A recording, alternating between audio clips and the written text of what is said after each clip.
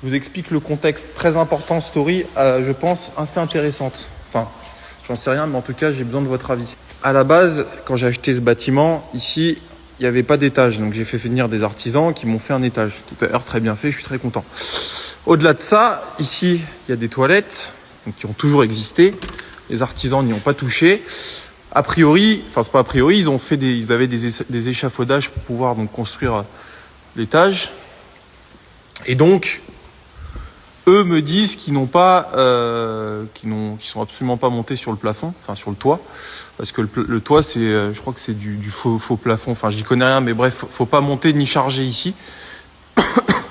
Sauf que un jour, mes gars rentrent aux toilettes et ils s'aperçoivent que le faux plafond s'est cassé la gueule. Dieu merci, il n'y avait pas de clients, personne n'était en train de chier à ce moment-là.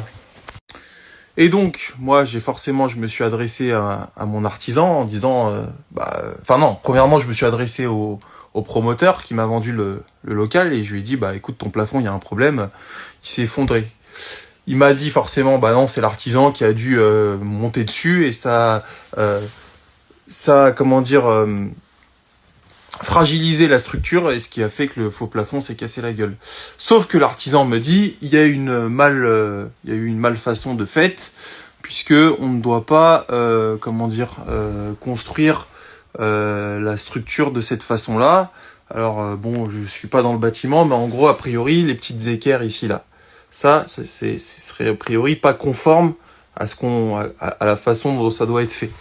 Donc je m'adresse aux artisans parce que je remets pas en doute l'artisan parce qu'en l'occurrence c'est mon pote et donc je lui fais confiance, mais si tu veux je suis dans un cas où le promoteur me dit non, c'est pas de notre faute, c'est l'artisan qui a déconné, et l'artisan me dit non, c'est pas de ma faute, c'est le promoteur qui a déconné. Donc forcément qui c'est qui va raquer? C'est Bibi. Encore une fois, c'est pas une question d'argent, c'est une question de principe, j'aime pas me faire baiser.